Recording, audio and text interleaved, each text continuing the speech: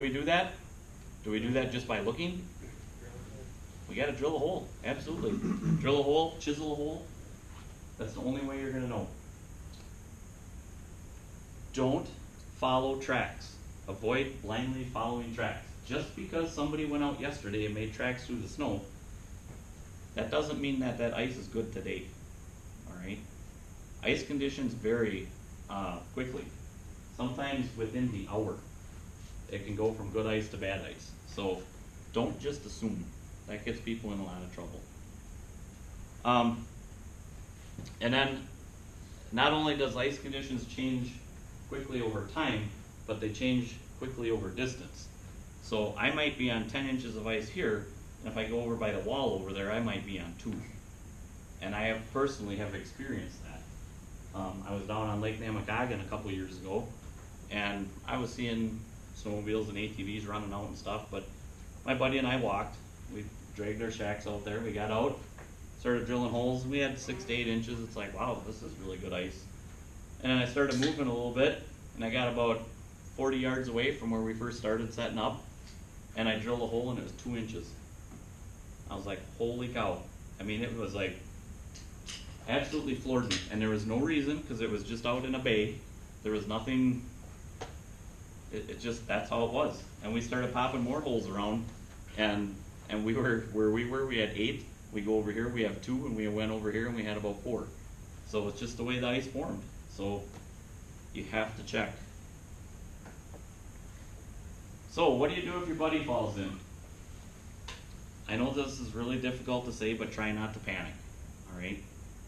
You just don't think clearly if you panic, and that's gonna be hard. That's really hard. Try to stay calm and try to find a solution. The first thing to remember is the direction that they were going before they fell in. Start from that area, okay? Don't run up to them, because if you run up to them, what's gonna happen? You're falling forward. What's that? You're going with them. Yeah, you're gonna fall in. Because they fell in. If you go running up to them, the ice is probably not gonna hold you either. So again, approach from knowing good ice. If they came from that direction, that's the way you should come. Don't run up on them. Use the throw rope like we talked about, or a reach device. Again, the throw rope is preferable because you can stay farther away from your victim and pitch the rope to them. Try to rescue them yourself first, okay? Take a minute or 2 and try to get them out. If you can't get them out in that amount of time, then you need to get on 911. Whether that's yourself or you go run and find somebody else that has a phone, whatever. All right, don't wait, because the longer you wait, the longer it takes for us to get there. Okay, so, but do try it. If you have a throw rope like this, certainly try that a couple times, because more than likely you'll be able to get them out. And the reason I say that is because your best chance of getting somebody out is in the first 3 to 5 minutes. After that, they start getting so cold, they start losing muscle strength, and you're gonna struggle getting them out then. So you gotta get on it right away. So, okay. If they don't have ice picks, something you could do is toss yours to them. That's another thing you can do, okay? So be thinking about that. We already talked about if you fall in, again, turn back to the direction that you came from, use known good ice. Once you do get yourself up onto the ice after using your ice picks, and the ice is holding you, lay out flat and just roll. Just roll away from the ice.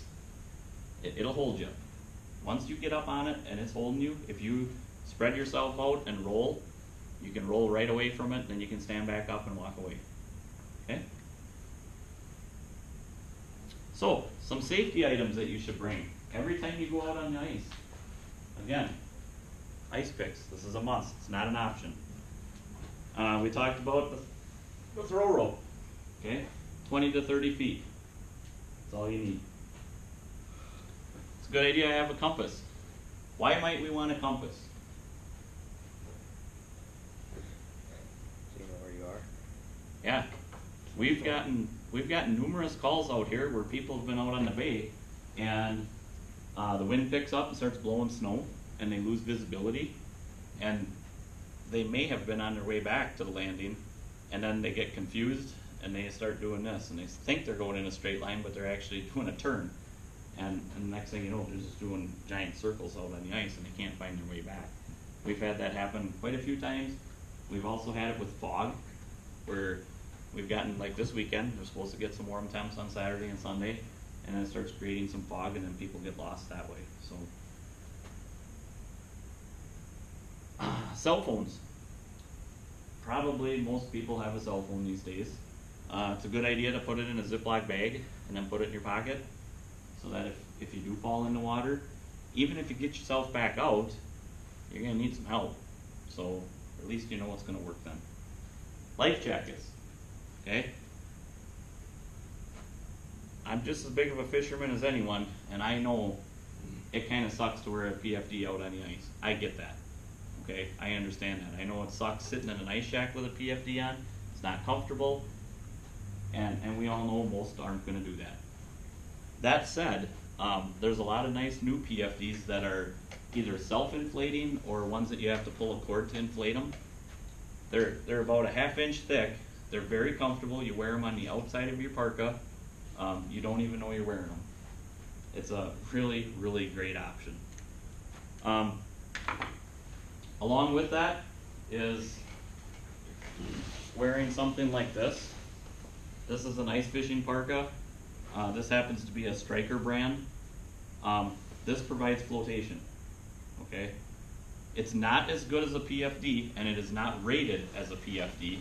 It's not Coast Guard approved, but it does provide flotation, and it's just under the requirements for a PFD to be Coast Guard approved, so it's almost there. So that's a good thing. The bonus of this, which is what really makes a big difference, is if you look inside the cuffs, you see how it's got this mesh? What happens when you fall in and you're wearing, let's say like a Carhartt bibs and coat, once that insulation gets saturated with water, it actually starts to fill up the inside of the parka or the bibs. And then as you're trying to get out, not only are you pulling your own body weight out, now you're pulling all the water that's inside that garment with you.